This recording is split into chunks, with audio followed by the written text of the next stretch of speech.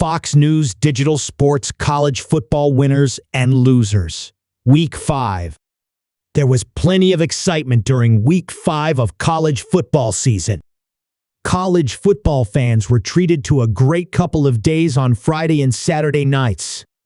The Miami Hurricanes picked up a dramatic and controversial win over Virginia Tech. Rutgers wowed the home crowd in New Jersey with a victory over Washington. Kentucky upset Ole Miss, and Georgia and Alabama played an instant classic. Those were just a handful of amazing matchups that took place. After the dust cleared, there were clear winners and losers of the week. Donald Trump, the former president and current Republican presidential candidate, got a taste of SEC football on Saturday night as he took in Alabama vs. Georgia. Trump was greeted with USA chants and talked to Outkick's Clay Travis about his experience at the stadium, among other things. UNLV after quarterback Matthew Sluka decided to leave the Rebels football program after a dispute over NIL money. UNLV lose a step on offense. Hajj Malik Williams had a fantastic game, helping the Rebels destroy Fresno State on Saturday afternoon. It seems like UNLV has moved on, and they've got themselves a QB that's ready to lead them the rest of the way. Indiana head coach Curt Cignetti has himself a squad, now sitting at 5-0 on the season after beating Maryland on Saturday, 42-28. The Hoosiers have a great chance at staying undefeated before a matchup with Ohio State next month. The Indiana offense is rolling, outscoring opponents by almost 27 points per game. Watch out, this team could cause some problems in the Big Ten for the rest of the season. Alabama, what can you say about the game on Saturday against Georgia that's already been mentioned numerous times? Jalen Milroe punched the Bulldogs' defense in the first half and came up clutch late in the game with a touchdown pass to Ryan Williams that turned out to be the game-winning score. This was a massive win for Kalen DeBoer as he led Alabama to another win over Georgia, with Nick Saban watching from the sidelines. If they play like this, the Crimson Tide will be making a run at college football playoffs in December. Monmouth. The Hawks are back on the winners list for the second consecutive week after routing the Fordham Rams in a 63-21 beatdown. Saturday's win marked Monmouth's third straight win and set a program record for points scored in a half, 49, topping the previous record set in 2005. It also set a program record for points scored in a quarter, 35, being the previous mark set in 1998. Running back Sono led the offense with 136 rushing yards and 5 touchdowns. The Hawks have now scored at least 42 points in the last 7 wins.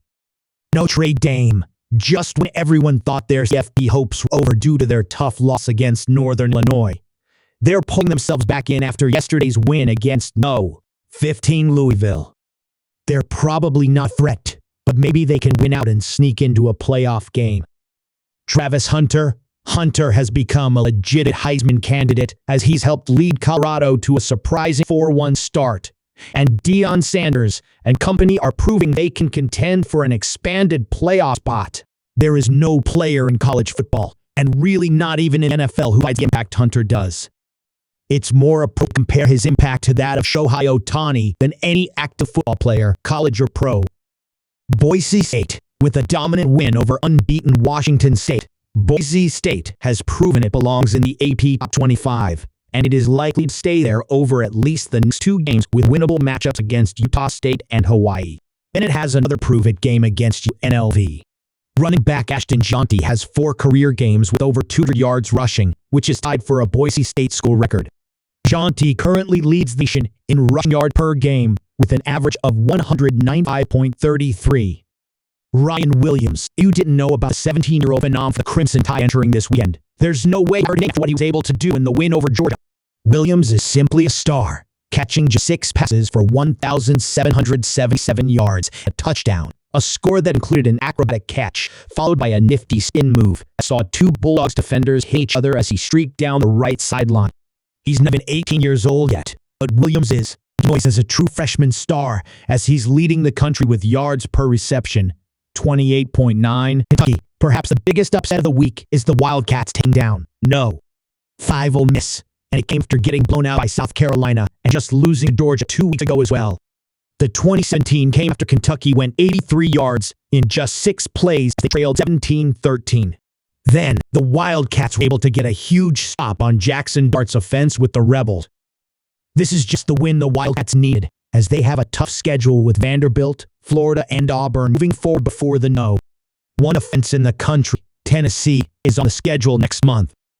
Jalen Milroe, Kirk Herbstreit said it best during the Alabama-Georgia broadcast. There are SAC-caliber plays on the field, and the Crimson Tide quarterback was simply having his way running and throwing all over them. Milroe is a frontrunner for the Heisman Trophy, and it shows why, after what he was able to do against the Bulldogs. He threw for 374 yards, ran for 117 yards, and was responsible for 4 total touchdowns against a team that didn't allow a single touchdown through the season. Because of his efforts, the Crimson Tide are now the #1 team on the AP Top 25 rankings.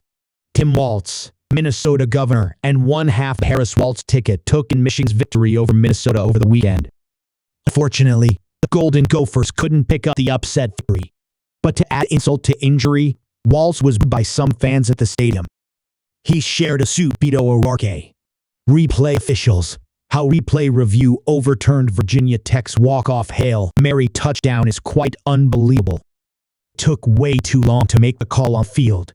Miami began celebrating and then had to stop, and just about everyone was surprised at the final ruling. An incredible college football moment was snatched from us. UCF, all of that hype coming into the game against Colorado was gone by halftime. The Gus Malzahn offense fell apart, and Shedeur Sanders and Travis Hunter took full advantage of a broken Knights offense.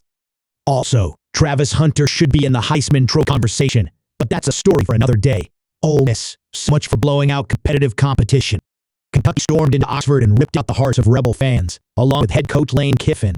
The loss to the Wildcats doesn't hurt the playoff chances for the Rebels, but if they continue to play like this, they will catch a few more losses before the regular season ends. Good day to be Kentucky, but a worse day for Ole Miss. Hugh Freeze. Auburn is in a free fall after losing once again, this time to Oklahoma in Michael Hawkins Jr.'s first start at quarterback after replacing Arnold. The Sooners down 20-10 in the fourth quarter, but forced a few turnovers with a pick 6 from Peyton Thorne. Now, the Tigers are in a tailspin, and I don't know how they recover. This was another bad look for the Tigers, especially since Oklahoma was at 5 wide receivers. Things are getting bad on the plains of Hugh Freeze. Florida State, a week removed from their first win of the season. The Seminoles were back in the loss column after a brutal 42-16 loss to SMU. Florida State opened in the preseason top 10, but after Saturday, the Seminoles hardly look like contenders in the EC. For the third time in Coach Mike Norvell's 5 seasons, Florida State has lost 3 of its first 4 games. Carson Beck, sure, Beck amassed 400 yards, but it's awfully skewed due to trailing all game, 339 in second half. You cannot turn the ball over 4 times against Alabama and expect to win. These big games is where draft stock goes up and down, especially for someone like Beck, who could be among the first-round talent in next year's draft class. But this game isn't one to add to the highlight tape, as Beck wasn't on his best game. Washington, for years, Rutgers had been pledging the program of the Big Ten as one of the conference's more recent additions, paying its dues with less revenue sharing, overmatched by opponents and a basement-dwelling record. But now, Washington is a newcomer in the Big Ten, and even though it's the national runner-up, losing the first conference game against a historic weak program like Rutgers has to be embarrassing for first-year head coach Ed Fish, and doesn't set the tone about the program's future in the conference. North Carolina, Mac Brown's officially on the hot seat, as the Tar Heels were unable to take down its rival, Duke, after getting demolished by James Madison a week ago. It was a much closer game this time around, but UNC was on the losing end of the 21-20 finish. When you have to respond to rumors that you might be stepping down after a blowout, things are definitely not going well. Brown could very well be in his last season leading the Tar Heels if things don't start going in their favor soon.